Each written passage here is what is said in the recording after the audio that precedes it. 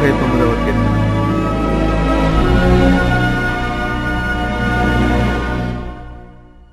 నా నాలుకతో పాపము చేయకుండునట్లు నా మార్గములను జాగ్రత్తగా చూచుకొందును. భక్తిహీనులు నా ఎదుటనున్నప్పుడు నా నోటికి చిక్కము ఉంచుకొందుననుకొంటిని. నేను ఏమియూ మాటలాడక మౌననైతిని. క్షేమమును గూర్చి అయినను పలుకక నేను మౌనంగా ఉంటిని.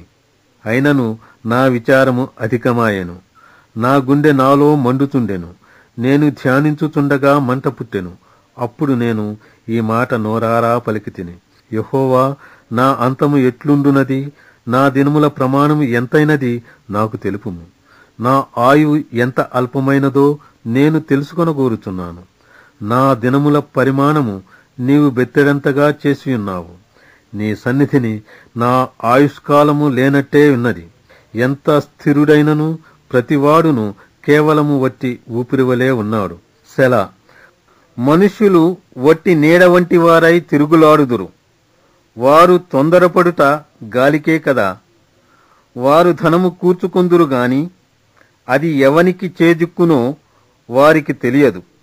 ప్రభువా, నేను దేని కొరకు కనిపెట్టుకొందును? నిన్నే నేను నమ్ముకొని ఉన్నాను. నా అతిక్రమములన్నింటి నుండి నన్ను విడిపింపుము. నీచులకు నన్ను నిందాస్పదముగా చేయకుము.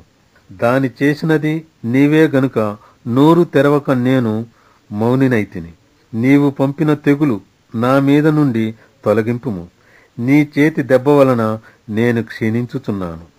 దోషములను బట్టి నీవు మనుష్యులను గద్దింపులతో శిక్షించునప్పుడు చిమ్మిట కొట్టిన వస్త్రము వలె నీవు వారి అందము చెడగొట్టెదవు. నరులందరూ వట్టి ఊపిరి వంటివారు. సెలా. యెహోవా, నా ప్రార్థన ఆలకింపుము. నా మొర్రకు చెవియొగ్గుము. నా కన్నీళ్లు చూచి మౌనముగా ఉండకుము.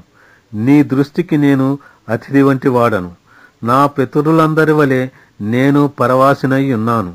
నేను వెళ్ళిపోయి లేకపోక మునుపు నేను తెప్పరిల్లినట్లు నన్ను కోపముతో చూడకుము.